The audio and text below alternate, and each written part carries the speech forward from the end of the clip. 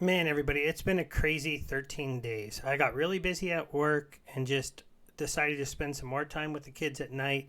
So I haven't been making as many videos lately because I've been having to work really hard. So I'm sorry that this video is 13 days old. And for those that made comments, I know I owe somebody 1,000 deck because I give away 1,000 dark energy crystals on every one of my posts on Hive when I post my video here on 3Speak. And I always put that link in my YouTube. So those of you who watch me on YouTube, if you have a Hive account, you can come over here, make a comment, and you get entered. Because there's such a long delay between this, I'm going to go ahead and pick 2 winners today. So we're going to spin the wheel twice. This should be kind of a fun little thing to do to get started. And then we're going to be talking about Splinterlands and how to get into it and everything that's going on in the game. All right, so we got our first winner here is Teenage Crypto. I didn't remove him yet because I need to copy the name out. We're going to go over here to the game. Player. Teenage Crypto 1000 DEC. Transfer that out. Confirm. And then let's go over here on the wheel. I'll pull that name off. And we'll spin it one more time for one more lucky winner as a little bonus because of the delay this week. And coming in second place is the GCC. This is somebody who I know watches a lot of my stuff and interacts a lot. So both of these players do. So it was kind of nice to see people who I know play the game and interact and everything coming in with that win. That was a little trick. If you ever have issues with your Hive keychain where it comes up blank, if you just move it, it fixes that. I don't know what that bug is that causes that to happen, but it is just something that's going on. So just loosely, we're going to talk a little bit about some of the news that's going on in the Splinterlands world while this transaction is going through. And basically, things have gone crazy. So if you go to the shop, all the Untamed packs are sold out. What a couple weeks to be super busy.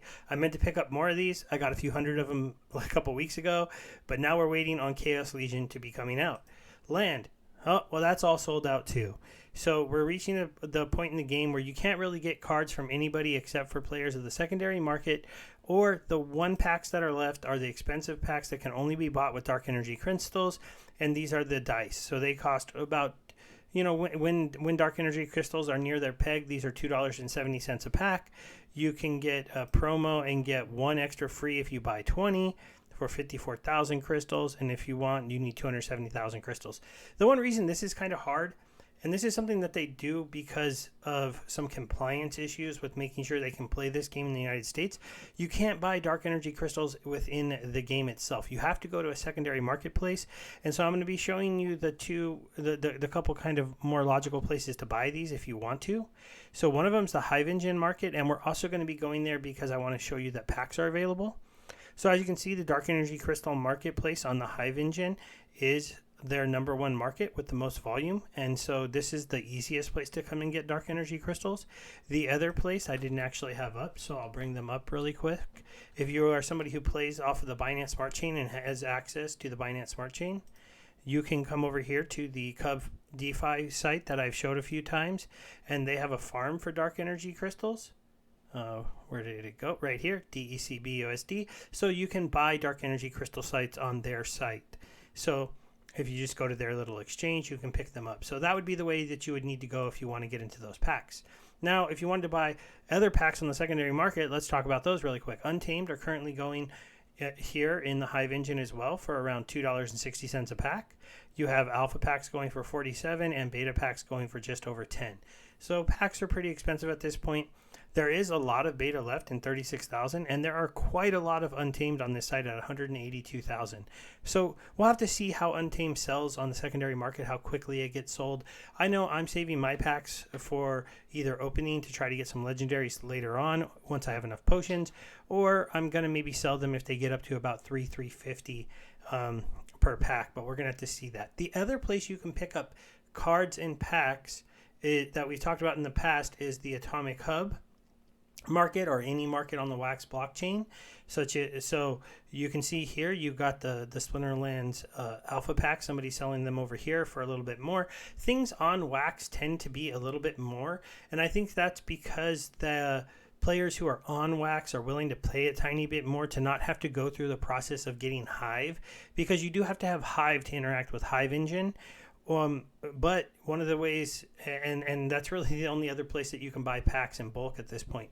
Now, one of the big announcements I'll talk about briefly is that Splinterlands is going to be bringing pack buying into the marketplace on the site through secondary players. So eventually here, you might be able to come over here and there'll be an area like P2P sales, and it will list out the different packs. Once that happens, I feel like that market for packs will get a lot better, because then you could buy packs with the currency that you can purchase with a credit card here, the credits. Or you could buy them with your dark energy crystals that you are farming in the game. Obviously, though, at the current prices of packs, unless you're pretty high up there in the leagues, or you get lucky and open up a chest with quite a lot of dark energy crystals, you're probably not going to be getting that. So the other thing I want to talk about today, because I had someone to bring this up with me, and I'm going to be trying to do a bit of a series on this over the next couple of these videos, is if you're a new player into the game, if you're just coming here, what should you be buying, what cards are good, and how can you win and get some return on your money? And that's a pretty hard question in the Splinterlands world. I'm not going to lie, this game is more complicated than people give it credit for. Getting really good at it takes a lot of time, a lot of practice, and you should know that you have to just learn the game more, and that if you take time off, then you're not going to be able to really get into, you'll fall behind. And I've noticed that sometimes if I let the bot play too much and I don't come and actually play enough, I'm definitely rusty and I don't do that good, and I make some mistakes, and it kind of makes me laugh. I actually have an airdrop. I forgot I can get my this is the last one. If you buy packs, I had 1,280 packs bought. I should get, he's an epic, so I should get like 12 or 15 of this guy or something like that, I think. I might be overestimating it. Maybe he will break my curse. So this is the 14th one. I've always had packs bought. I have never got 1 gold. And there it is. He broke it. So I was right on the number, about 15 or 16 of them based on the packs. And I got my first gold legendary. So that's always our gold epic from the airdrop card. So that's a pretty cool one. I'll probably be looking to purchase him off the secondary market here in the next few days. I know he's been out for a little while. He's the very last one, so he might stay kind of expensive because the all the packs are bought up, so there's no way to get him in packs unless you already have the packs. That's also one thing that's kind of interesting. Now I can open up packs and I can get any of the cards because they've all been released. That's something you could also play with on the Asmeri dice. If you buy these up and start saving them, you could wait until all the airdrops happen and then open them, because then all the legendary 1-drops will be in the set. As of right now, only a couple of the legendary 1-drops are out there. I haven't bought very many of these packs, only 84, so the last 2 airdrops I didn't get any. So that was pretty much a bummer, but especially because those 1-drop legendaries are pretty expensive and very useful. So now let's start the beginning of this video talking about a little bit about what you should do if you're a newer player coming to the game. So obviously you can't buy packs, or maybe you're somebody that came here, you bought a few packs, and now you can't buy them anymore. So you're going to have to go to the secondary marketplace, and things are going to be competitive. And that's one thing you're going to have to deal with at this point until Chaos Legion comes out, and maybe then you get a new set that is kind of cheap. So the first thing I would say, if you're brand new, or even if you're kind of new, unless you have a good amount of funds, you probably should not be looking to be getting beta cards anymore, or alpha. Maybe some of the promo cards, and I'll take a quick peek at those to see if there are any that you should be looking for. You're going to want to stick with rewards in Untamed, and mostly you're going to want to stick with ones that are going to be playable in the next set. And by that I mean, eventually when Chaos Legion comes out, there's going to be a gameplay set where all you can use is Untamed cards and Untamed rewards cards and Untamed, and then the Chaos Legion set, and it's going to be a whole different area where you can play and you can work your way all the way up to champion. Your collection power will just be for those 2 sets in order for you to work your way up those leagues, and you won't have to necessarily fight against some of the other cards. Oh, the season just ended. As you can see, I made it to Champion 2. I was going to go ahead and go over that with everybody as well really quick. I don't know if I'll do a live claim of these maybe I'll claim these at the end, and we'll just see if I get anything cool. So I did want to show I did make it to Champion 2. I am a player that can get there. I had to come in and play today, and I moved myself up from just under Champion 2 all the way to Champion 2, and then I finished my 2 quests in Champion 2. But I'm a player who has a lot of cards. So let's go ahead and talk about what you should do if you're new. So I'm going to go here. I'm going to go to Untamed. I'm going to go to Promo. I'm going to go to Summoners. And we're going to look at the Summoners. Now, if you don't have the money to invest in the Legendary Summoners of Untamed, then you're always going to have a problem competing in the top tier of either if anything, because these 7-cost summoners, if it's a high mana match, they are really dominant. Zaku is really strong. Bizen Kitty is really strong. Mimosa can play a pretty good death team with a lot of control. And probably the worst one right now is Little Deep Swimmer. We'll see if he's better in the next set. I just Return Fire, just it doesn't seem to work as well as it could be. I wouldn't mind to see this card changed when we get our own governance stuff. I kind of feel like maybe they could change him to do something a little bit better, but we'll see. But if you want to go ahead and look, and I actually want to be on the market. Let me go ahead and go over to the market, and then we'll do the same thing. Rewards Untamed. Well, I'll throw dice up here too. I'll throw a promo here just for a second. You would obviously ignore these summoners that are over $1,000, but this one right here at $8 is pretty decent. But if you wanted a dragon summoner that was cheap, this is the one to look for right now. Now, I know he doesn't give anything, but he allows you to access the dragon team and the dragon cards, and he's an epic summoner, so he can be kind of interesting at the lower levels. And I'll show you why in a minute when we talk about what league I think you should be aiming for when you're first joining the game, and what level your summoner cards should be needing to get into. So I'm going to go ahead and hide the promo now that I was able to show you this one, just because it's adding some stuff we don't need. And then I'm going to go to rare and epic, and I'm going to leave off the legendaries for now. If you really want to compete in the high leagues, or even if you want to compete for the leaderboards in the lower leagues, you are going to need these legendary summoners, but they cost a lot more. So for this video, I'm going to be leaving them out and talk about which other teams are competitive, even if you don't have the legendary summoners. So, let's see, is there any reward summoners? This one right here, actually, is a pretty cheap one right now that you can also get to get the dragon team accessed. He is going to run you only a few dollars to get to the level that I think you should be aiming for. So the league that I think most of us should be aiming for is silver. Now silver would require you to go for level 4 summoners, so you're about halfway up the level tree. And if you go ahead and look at one of these and you look at the stats, that's right here at 25 total to get to level 4 is pretty reasonable for you to aim to get to over time, or maybe do a one-time investment just to get you there. Obviously, if you can't get to level 4, then stay at level 2 until you want to push to level 4. That way you can at least compete in the bronze league at the high levels. But you're really going to have a lot more fun in this game if you push up here into... You could probably get to go to level 3 and play in silver, and you might not make the top silver leagues. But if you can get here to 4, then you can get to the most. And we'll go ahead and look at the level tree really quick. So if you look at the leagues, you look at silver. So silver is a common level 5, rare level 4, epic level 3, and legendaries level 2.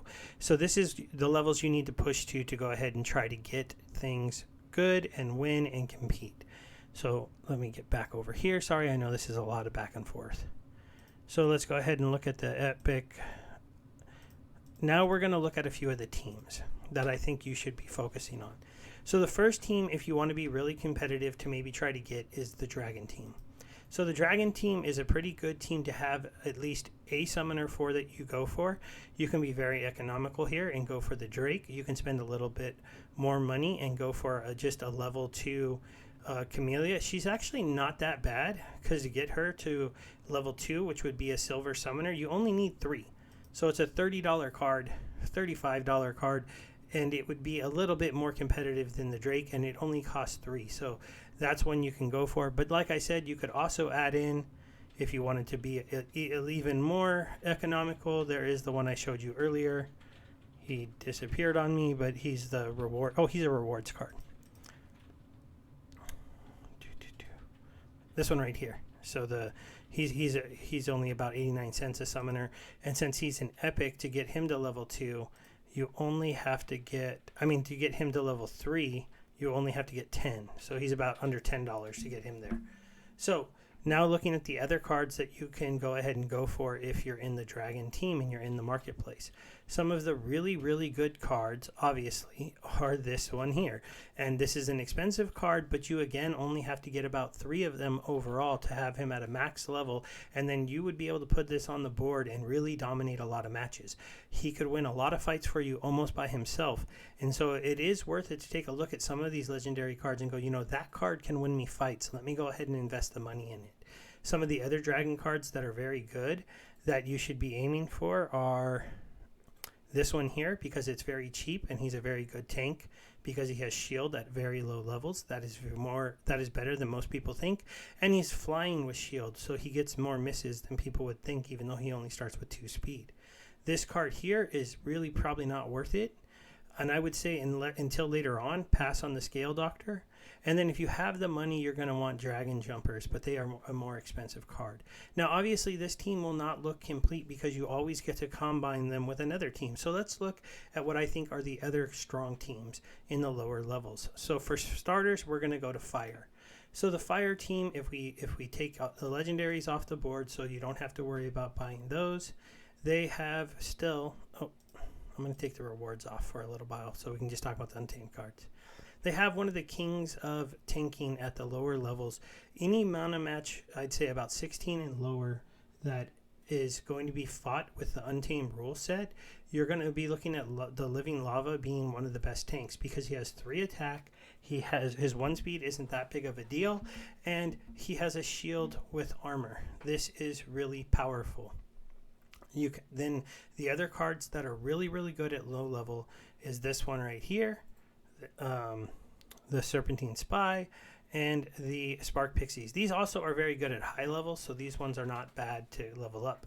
One of the more surprising cards that people ignore in this set is this one here. This one at max level has a stun and is very good, but very expensive to get there. But as soon as he has 2 costs for 2 attack, which he gets at... Well, for silver, maybe you can skip him actually, because you can't get him to 2 costs for 2 attack. If you were competing in gold, then 2 costs for 2 attack here would be worth trying to level him up.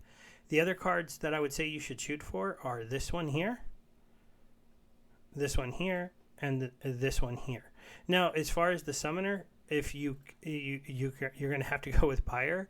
Now, if we go into their legendaries and you can actually want to spend the money to get a couple of Zaku's, you will really dominate in the lower leagues and you'll be able to get a lot of wins, and that is pretty good. Now, I'm going to talk about the team that I think is the next best as far as going up to competing in the Untamed set, and that is going to be the Earth team. The Earth team really comes down to a few key cards helping them dominate. It's this one here, this one here, this one here, and this one here. So these 4 right here are the key components of them just really, really winning. Their summoner here with the -2 armor is not spectacular, but it's just something to know about. It's helpful in the set. There is a lot of people with armor. Some of the secondary cards that are really cool are obviously their new epic card here that's relatively inexpensive. But if you have this card tanking, you get this one up to a level 4, so that it gets its tank kill. So now you have your healer. So you have a fast tank with a fast healer, a very fast attack here, and then you have a self-healing magic guy with really good armor, with a really good magic attack here. And if you go ahead and actually spend the money to get him up to his level 2, then he also gets a divine shield, so he takes 1 hit for free. These cards right here will win you a lot of matches if you can put them on the board together. Some cards that you would go ahead and add in if you have the mana is you would go ahead and add this one in to go ahead and get the rust and have the extra magic attack. But I'd probably go this one first, especially because this one is cheaper and this close range gives you a secondary tank that is actually pretty good, because the other secondary tank on the team, he doesn't get very much attack. And as you can see, these cards are still pretty cheap when you look at them if you're just trying to get them to the silver level. Over time, because we don't know how fast the Chaos Legion is coming out, you're going to want to work on getting all of these to level 4, because it's going to be the cheapest that you can do it. And then you're going to go ahead and look at the rewards card for the team, and you're going to look for the ones with the Untamed set border. So this one's a pretty good card. This one is pretty good. See, these ones here, it's not that they're not good cards. It's that they won't be playable in that Chaos Legion set if you're trying to get them there. It doesn't mean maybe you can't buy them if you think that you've earned enough money to use them, because they will supplement the team really well. Like if you were looking for the cards to help supplement that green team and make your team really competitive, this one is really good. This one is really good. This healer could replace the other healer and has some other abilities, but isn't as needed because they have the 2-cost healer. This card is really good, but but not so much in the lower levels. This one is an interesting one because it does counter snipers pretty well. And people underestimate the Barking Spider. He is more useful than people think because it's a 4-cost card that has a decent amount of attack at level, because he's a common, so you can get him to level 5 where he'd have 6 life and 2 attack. And so he can be a secondary tank that can take a lot of hits from snipers and not die. And then if he moves into the front row, it might take them a few attacks to actually kill him, giving anybody behind him extra time to attack. It's just something to remember about some of the cheaper cards, that sometimes a maxed out cheap card for the league that you're in is better than overpaying for some cards that you're not able to level up, because if you don't level this one up per se, it's only 2 attack and 4 life. If you put this one at level 5, it's 6 attack, 6 life. It's a little bit slower, but still you see how you can kind of compare the cards in those ways and make sure that you level up the ones that you can afford the best. Now for the next team, and this is the last one I'm going to cover out of the Untamed set. It's not that the other ones aren't good, but I just don't want to go too much further in this video about this. But you'll have to tell me if you guys would like me to kind of break these things down more and continue with this in the next few videos. And that's the life set. So the life set, their key things, they do have this new one here. Oh, see, he's trading at $1. But they have some of the cooler combos, and they do have one of the things that can be very advantageous, and that is somebody with taunt. Taunt is more usable than a lot of people think. You can put this in very interesting places, and it can be very, very cool. They also have 2 very, very cool cards that are cheap cost that are flyers. So you have right here the Lightning Elemental and the Thunderbird. These ones work very well. The Summoner play of +1 life on the life team makes these things even harder to kill. The Eagle is really good, and then for game modes like Reverse Speed, you've got the Cave Slug being really good too. Add in, they have a Sniper that is pretty solid. The team is just overall pretty strong. They just get a little bit outplayed at lower levels by the Fire team, and a little bit outplayed at super high mana by the Earth team. That is changing off a little bit, and we'll have to see if that changes going forward, because they got added in this card here. And he at a 7-cost mana could help them maybe compete. The real problem is that when you run against Earth, if it's high mana, they have this guy and this guy and this guy. This one, it's just a 10, an 8, an 8, a 6, and then a 2. Those are all playable cards. Whereas if you go to Earth and you get high mana, you have an 8 tank, 110 mage, but then after that, prior to this, you were like a 4, a 6, a 5, a 5. So you see, you don't have those multiple guys with that high mana cost to help you win the battles. You can actually use a rewards card to help them with that, but it's an interesting one because he's a sniper. This one would probably help the best to compete, but still it's only a 6 cost, so it's not as good as the 8 cost one. They do have a 9 cost here, but this one is a sniper, so this is an interesting one because a really big sniper on your team, it can work pretty well, but if he's the only sniper, it might not work as well. I'll go ahead and just touch base really quickly on the blue team and the death team. Okay, so blue, as you can see here, if we go to Untamed, they are kind of an interesting team. The Lobsterdomus does change things a little bit because you can now have they only had the 1 tank here, the Serpent of Eld, and he was pretty cool, but if you went against a lot of magic on the other team, and there is some decent magic attackers on some of the other teams, his armor and his dodge ability just doesn't get embraced as much. So now they have a card here that you can actually play that has pretty good life, and I believe Lobsterdomus gets Magic Reflect. So this card does change the game up a little bit. So does he get Magic Reflect quick enough?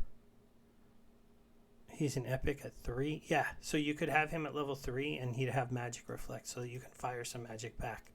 That's an interesting combo that you could use with them.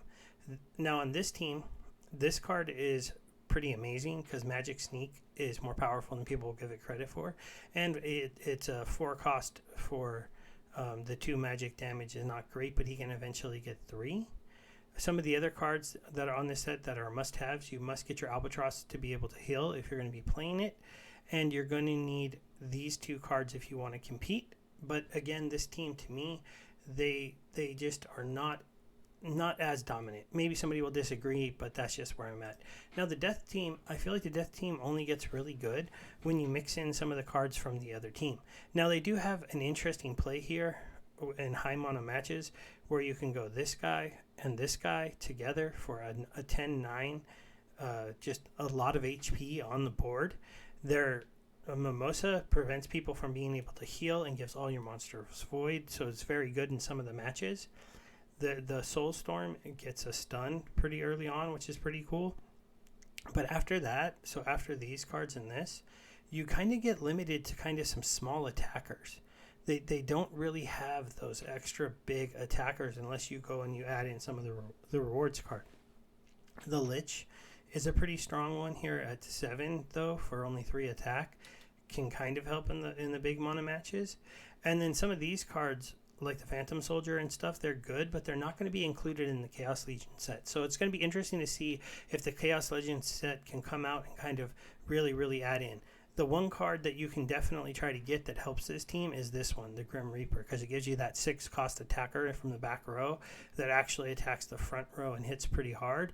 And one of the other cards that I think a lot of people underestimate is this Phantasm, because if you get him up to level 5, he's going to be sitting there with 7 speed, flying, and he puts magic attack back. So at silver, that's not bad because he's got, 5 speed, 7 health. He's really fast and he flies, so people can kind of miss him, and he bounces. He'll bounce the range back at them. Now, one of the interesting things with this team, though, is they don't have a healer. So now we're going to talk really briefly about the neutral monsters, and the most important one for the Untamed set to level up is this one here, because he can become a healer. But if you're playing in silver, you're just going to have to deal with no healer because you can't get him past level 3 to use him. So then if you're looking at the neutral set, the most interesting cards to use would be this one here, because if you get him to level 4, he gets a silence. So you'll have a mage in the back row that can silence the other team. That can be very useful on a few of the other teams. And then this one here is better than people will give it credit for. It's still a really cheap card to get, say, at level 4. See, you're only at a $4 cost. And it's just at level 4, it has 3 attack with 4 speed in the back row of any team that is a little bit weak on an attacker. So that was my fastest breakdown, and it was not very fast. We're at 30 minutes. It's really hard to talk about teams and talk about how to win. I gave you some of the breakdown of some of the more common cards to aim for in the Untamed set, a quick touch base on all of the teams. In a recap, I really think that the Life team, the Earth team, and the Fire team kind of dominate the lower matches. If you're going to be playing bronze or silver, those are the teams to level up first.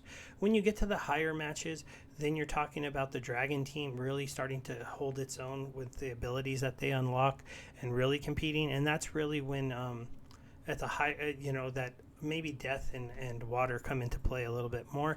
But I don't feel like those ones do unless you have some of the cards from the previous set. So I'm going to end it there, everybody. Hope you have a good day, and congratulations to the 2 winners. Bye.